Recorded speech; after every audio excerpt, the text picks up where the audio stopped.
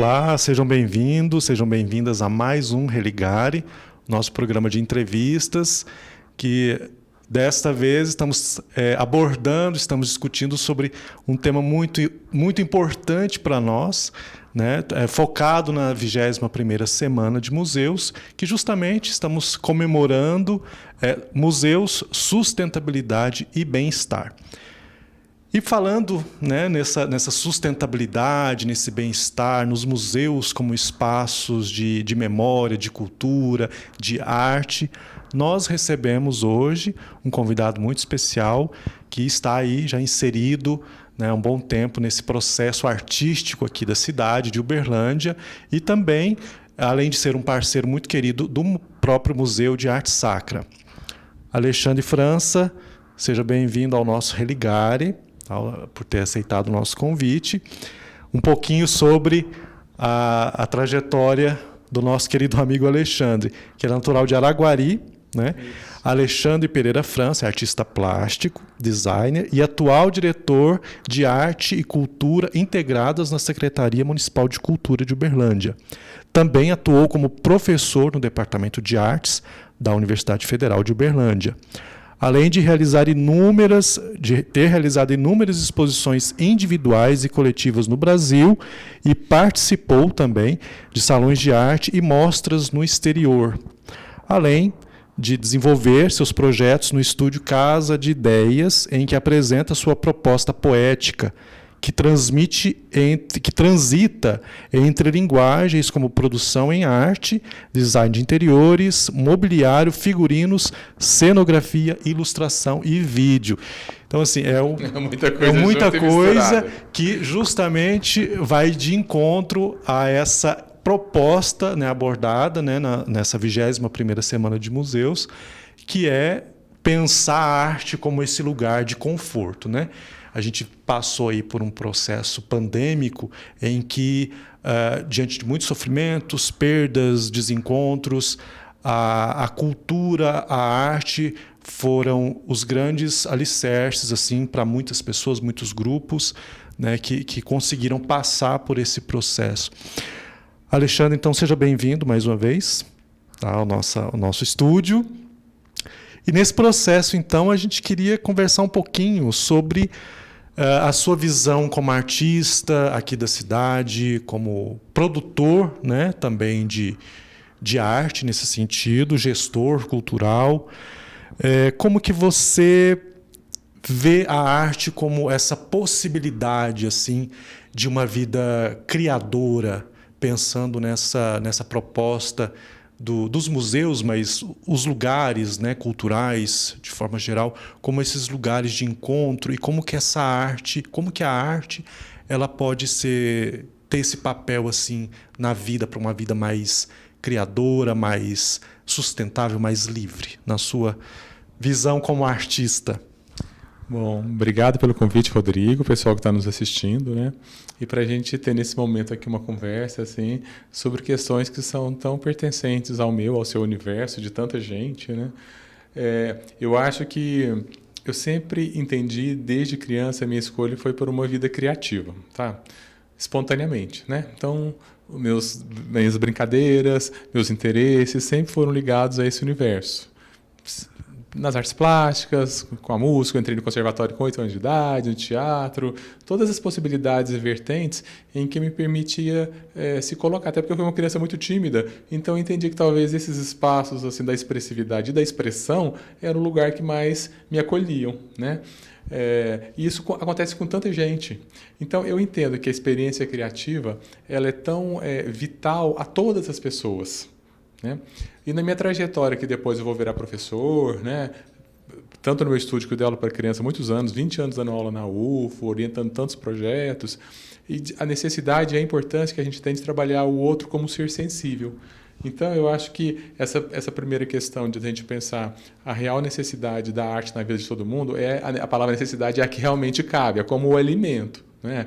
Porque é o momento que permite, primeiro, que cada um se reconheça como ser humano, que reconheça suas potencialidades, os seus interesses. E quando a gente fala ser criativo, não é só ligado na questão artística de fato de produzir algo, né?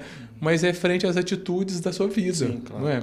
Então, ser criativo envolve as escolhas que você faz, né? Como é que você se vê inserido em algum contexto, que jogo de cintura você tem para lidar com as coisas, na solução de problemas, entender que as coisas têm vários pontos de vista, que nada é tão determinado, que tudo pode ser passível de modificação e transformação. As coisas estão sempre em movimento. Que a vida né? é movimento. Então, eu acho que quando a gente adentra na experiência criativa e se permite isso, viver toma outra configuração, um outro olhar, né? A gente, por exemplo, a gente deu aula na Casa de Ideias muito tempo para crianças muito pequenas. E aí os pais ficavam perguntando: vai virar artista, será? Desenha bem? Não.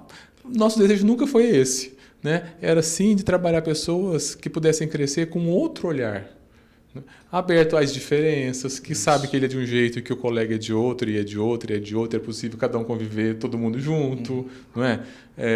Que eu posso conviver e entender que o outro é diferente de mim. Então, a experiência em arte, lidar com esses processos todos, eles lidam muito, trabalham muito dentro da gente, né?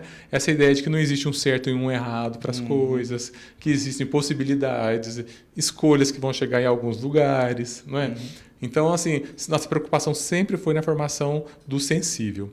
E eu acho que quando a gente lida com isso, a gente está falando também de um habitante, de um cidadão, não é? De um ser que o olhar sensível é super importante. E para uma cidade, por exemplo, não é?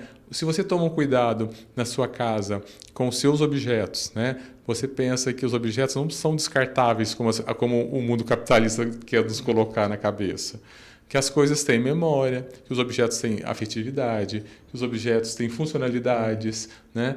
Que eles podem ser renovados de alguma maneira, que a gente não precisa descartar tudo o tempo todo. Então, são várias questões. Se você está melhor trabalhado no seu sensível, vão te levantando para essas questões, não é? De poluir menos o planeta, de usar objetos várias vezes, ressignificar, né? Eu acho que a palavra ressignificar é, de certo modo, nova e talvez não muito clara para muita gente, né? Assim, mas essa ideia de que você pode dar novos significados a um lugar, a um objeto, a um material, até uma relação, né? Sim, assim, sim. se a gente ressignifica modos de conviver com as pessoas.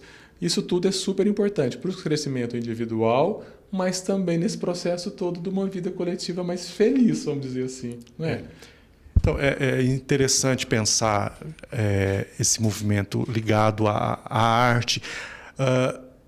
Às vezes a gente tem a gente ouve muito, né, que a arte, a produção artística, ao contrário de o que muitas pessoas pensam, pode afastar, pode colocar... eu não entendo de arte, a arte é mais conservadora, a arte é aquela arte que está lá no Louvre, aquela arte que a gente não tem muito acesso. Mas justamente pensar essa arte como uma possibilidade de sensibilidade, né? Uma arte que emancipa, que liberta, né? E que nos torna pessoas mais propensos ao coletivo, ao outro, à alteridade. Exatamente. Né? Justamente nessa sociedade, desse mundo que a gente vive tão capitalista, tão consumista, individualista, que a gente parece que tem dificuldade em ver o espaço do outro. Né? E isso a gente vê muito, infelizmente. E o olhar do artista, a gente viu isso durante a pandemia, que o olhar do artista, a produção dos artistas, tudo aquilo que estava envolvido no ambiente cultural era muito desejado, as pessoas sentiram muito não estar presente, não poder estar presente no lugar, ou até mesmo não poder estar presente com o outro, na relação com o outro. Né? Então, isso só nos coloca num processo assim, de maturidade, de crescimento mesmo, individual e coletivo, porque nós não vivemos sozinhos, né? O planeta está aí demonstrando os seus problemas, né? Com a nossa insistência em não olhar para os problemas climáticos, poluição e tudo mais, desmatamento, e pensando nessa possibilidade de uma vida sustentável, né? Como que o artista ele pode dar essa proposta assim, no cotidiano para as pessoas, né? Como que ele pode convidar as pessoas a ter uma postura mais de bem-estar, né? Consigo, com o planeta, com o mundo que o rodeia, e pensando nessa questão que está tão em alta, que é a questão da sustentabilidade mesmo, do que você apontou, do ressignificar, do renovar as relações, os materiais que a gente usa, né, que a gente produz, né, o tempo inteiro. Como que o artista, o olhar do artista pode dar uma alternativa mesmo assim, para a nossa vivência? Olha, eu penso assim, essa ideia de que muitas vezes as pessoas falam que o artista tem uma antena a mais, em certas questões eu acho que sim, porque muitas vezes a gente lida para além da objetividade das coisas, né?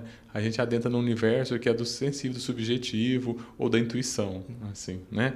Então é como se fosse um outro código de percepção para além dos 5 órgãos dos sentidos muito comuns, né? Os que todo mundo, a maioria, usa. Então, eu acho que ao lidar com isso, com essa frente, então ele já ganha um outro campo, né? Que amplia o seu campo mental e, na verdade, o seu campo de percepção, entende? E aí eu acho que ao fazer isso, muitas vezes, né, o artista, eu acho que para ele estabelecer uma obra, né, uma carreira, uma produção que tenha sentido para ele precisa ser verdadeiro com ele mesmo, né? Porque a gente sabe que muita gente lida com o fazer criativo, mas que muitas vezes não chega na categoria de se falar como um artista expressivo que tem uma linguagem. A gente tem, né, em várias etapas. Então, uns que ficam no início, os outros que preferem uma repetição, e aqueles que desbravam muitas vezes a vida deles mesmos, né? Outros caminhos, né? Então, a gente tem, assim, não falando que um é melhor ou pior, mas que em estágios diferentes. Isso é posto, né? Então, eu acho que, muitas vezes, esses artistas são os que conseguem avançar um pouco mais e romper com muitos limites, não é? A gente vive numa vida que é muito imposta de regras, né? Ou de modos de fazer. E, muitas vezes, quando você rompe algum padrão, ou atua, ou pensa, ou propõe coisas num outro jeito de ser, de mostrar, de viver, né? É preciso coragem. Então, eu acho que, por exemplo, essa pergunta que você faz, eu acho que o artista aponta, ele desbrava, é como se fosse assim, o lutador que fica lá na frente da guerra, você entende? Ele abre caminhos, ele abre portas, né? E, na verdade, eu sempre gosto muito dessa imagem do artista que é o que abre a porta. Eu me reconheço muito nela, entende? Assim, que te permite pensar alguma coisa, mostrar um outro universo, te sensibilizar por alguma coisa, né? Seja de que modo for. Tem gente que vai pela agressividade, tem gente que é pelo afeto, tem gente que é pela simpatia. Pelo conflito. Depende, não é? Eu não acho que é isso que gere a qualidade do trabalho. Mas assim que o trabalho consiga fazer que aquilo te desperte. Chegar onde ele tem que chegar, né? Que é ao outro. E aí interferir na vida desse outro de alguma maneira, né? Então, assim, hoje em dia, por exemplo, a gente chama arte contemporânea que ela é muito mais adepta de um mal-estar coletivo do que de um bem-estar. Se a gente for ver as grandes mostras, os artistas em evidência, as coisas que vendem, né? Estão na mídia excessivamente, elas dizem muito mais da violência do que da paz. Então, é até questionável. Será que aonde vai, né? reforçar qual o caminho que a gente está querendo seguir, né? Entende? Então, a gente já sabe tanto da violência.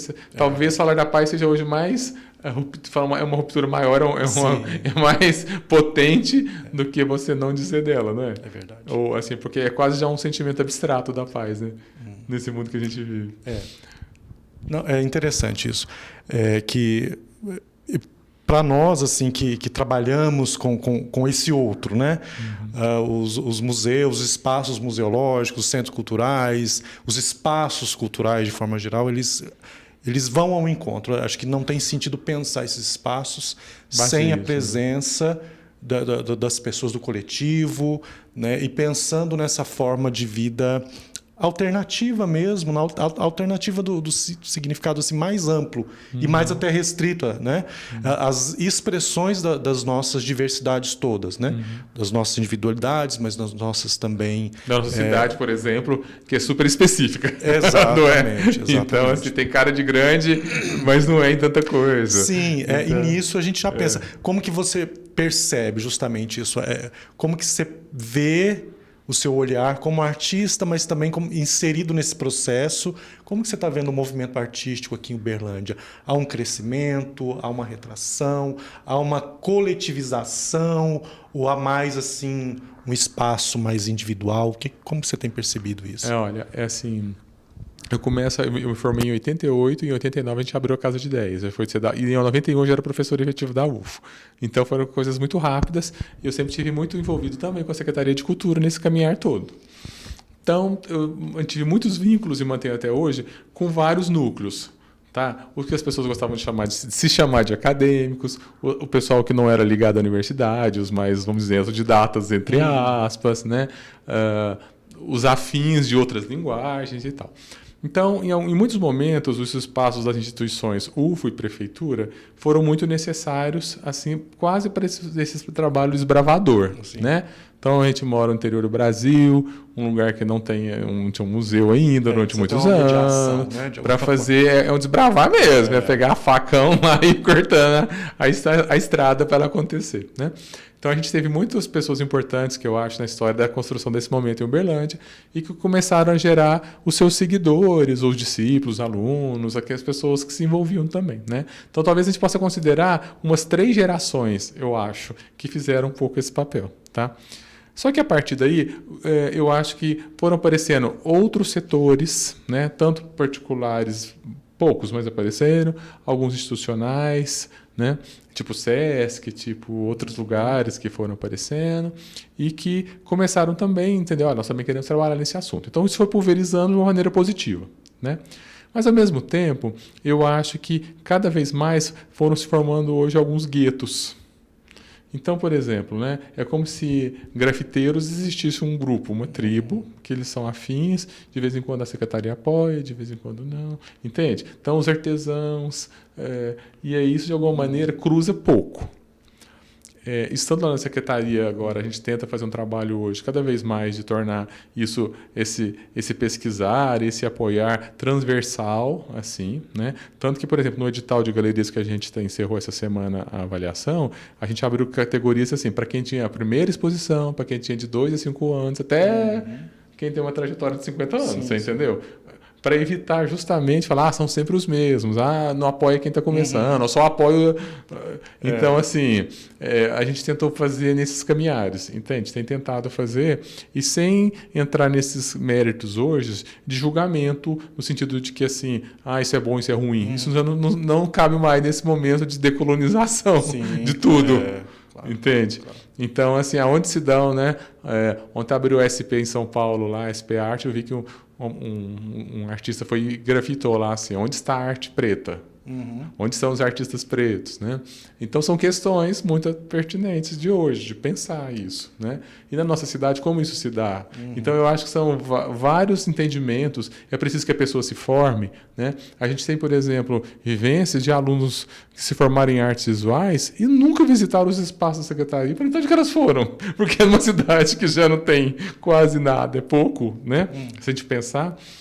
Não estou dizendo que tem uma quantidade razoável, mas não usufrui, entende? Então, eu acho que a nossa cidade ela é muito complexa nesse sentido que as pessoas ainda não entenderam que é um direito delas usufruir da cultura. E por que você acha que tem esse movimento assim, de resistência no sentido negativo, assim, de não ocupar esses espaços, de não se sentir parte desse espaço? É uma coisa identitária da cidade ou tem algum outro fator que corrobora para isso? Eu penso, na verdade, algumas situações, tá? Eu acho que as pessoas são, de uma certa maneira, muito arrogantes nos universos delas.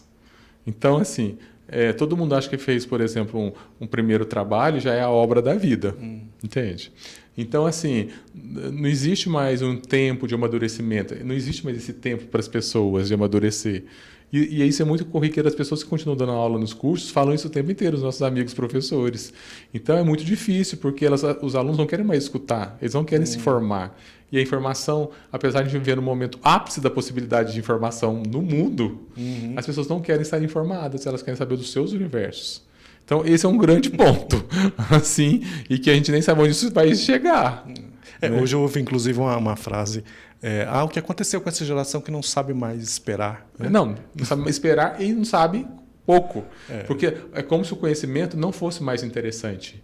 Tanto é porque, para que ela vai ler um livro se ela pergunta para o Google e ele te responde quem é o artista, aquele movimento, bem toscamente ali, né? Reduzido. É uma diferença entre informação e conhecimento. São exatamente, duas coisas ele não entende, não é uma vivência sobre aquela pessoa. Ele passou na esquina, ele nem sabe o nome que ele perguntou mais.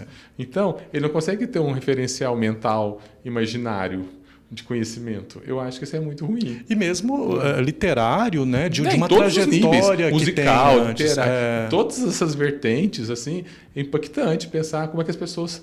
Você fala, gente, a pessoa acabou de formar, não sabe o mínimo daquela situação, entende? E não é você falar que é só na UFO, ou é na faculdade particular, não, é em tudo, é num momento, assim, né? É uma dificuldade mesmo, parece que... A gente parece ter 800 anos já, né? Quando a gente começa a conversar sobre esses assuntos. Porque... Mas é porque é algo muito, muito presente no nosso cotidiano, né? A gente está vendo agora com essa volta do Ministério da Cultura, com todas as propostas que estão vindo dessa nova etapa, o Brasil, né? Esse país enorme, com cada... Parece um continente, muitos países num só. Então, às vezes, a gente tem essa impressão de que as coisas não acontecem de forma alinhada, mas é justamente criar alternativas. Hoje a gente tem as redes sociais, a gente tem uma série de plataformas que é possível você acompanhar o que está sendo feito, o que está acontecendo a nível de Brasil até, nas produções mais que a gente não teria acesso de outra forma, né? Então, falta muitas vezes esse empenho até de se criar uma rede, né? Isso a gente percebeu agora, uma iniciativa até de vários setores aqui culturais da cidade, que é a tentativa de criar uma rede de gestores culturais de autoapoio, né? Até para ter esse diagnóstico, por que essas demandas às vezes não conseguem chegar às pessoas, por que as pessoas não se sentem motivadas a ocupar esses espaços, né? E nisso, como que você tem percebido assim, nessa ideia de se criar essa rede gestora? A gente pode esperar coisas positivas assim dessa proposta? Eu penso que sim. Nós estamos num momento em que os espaços, né, os oficiais em grande escala, assim, a UFO, a Secretaria de Cultura, os museus, afins, os parceiros da cidade que trabalham na mesma área, têm uma afinidade de pensamento. Nas suas diferenças, nós temos pensamentos em comuns. Então, eu acho que é bastante rico isso e o momento de fortalecer essa vivência, né?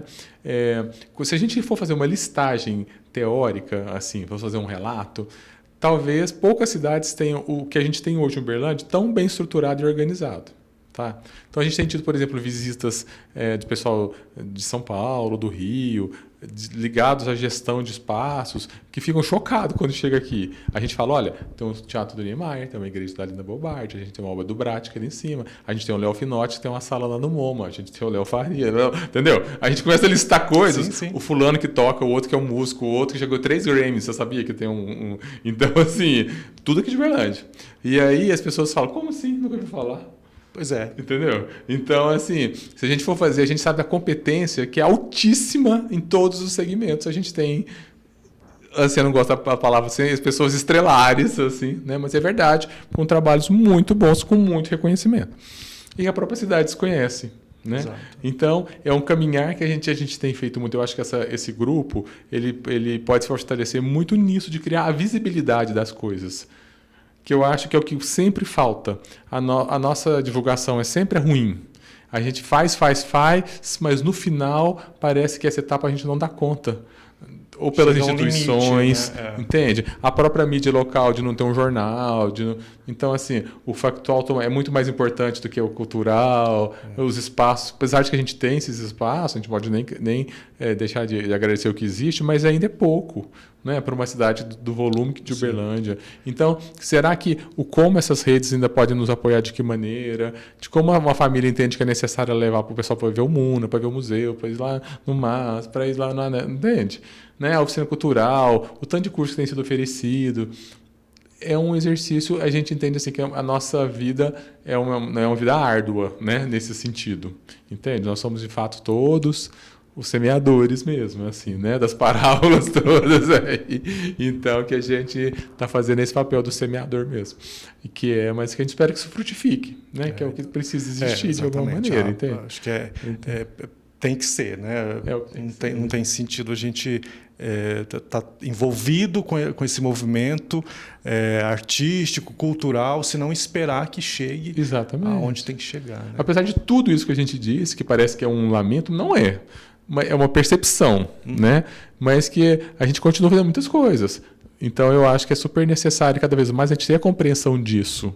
Né? E pedir que as pessoas cheguem com uma boa vontade de propor coisas, de participar, né? Que a comunidade se sinta interessada a isso. Nesse mundo cada vez mais assim, tão individual, será que não é o momento de você se potencializar individualmente para ajudar no coletivo? Não é? São tantos os caminhos que podem ser trilhados hoje, de tantas maneiras, tantos cruzamentos, tudo é tanto, né? Tudo é no muito, tudo é no plural, assim. Mas que em favor desse bem-estar coletivo, né? E a cultura, eu acho que ele é o grande elemento transformador, né? Vou dar um exemplo importante, olha, há 8 anos atrás, a Mônica, a secretária, nossa secretária, né? Ela fez o projeto encaminhou para o IPHAN o pedido de tombamento da Congada, há 8 anos atrás.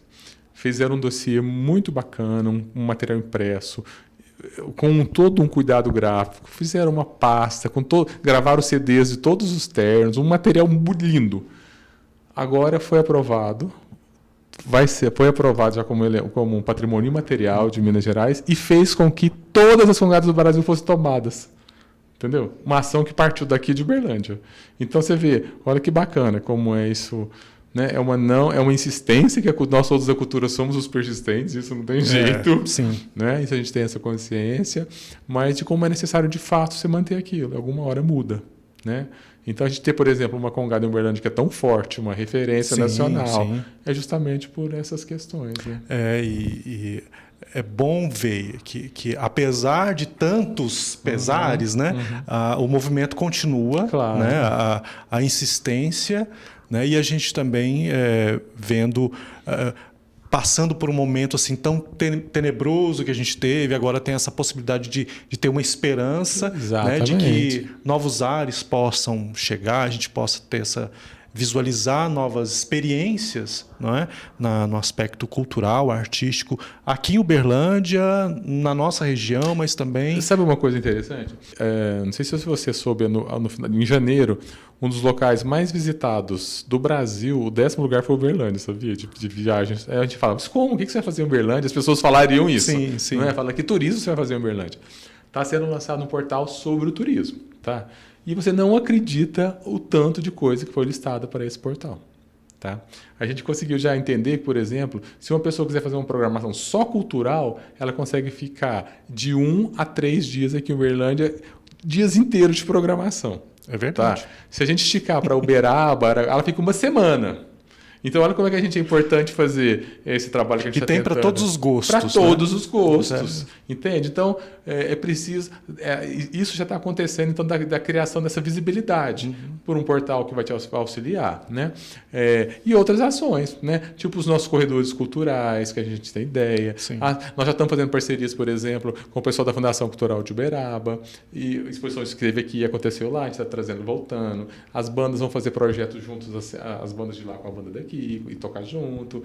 Então, assim, e você vê que isso é um jeito de tornar a nossa região, a cidade, né, valorizada pelo que ela já tem. A gente não está inventando nada, na verdade. A gente só está tornando... Valorizando e colocando isso para que as pessoas vejam. Existe mesmo. Exatamente. A gente não está falando coisa que a gente quer criar. Tipo, você tem um Uberlândia Clube, que agora parece que está de novo em recuperação, né?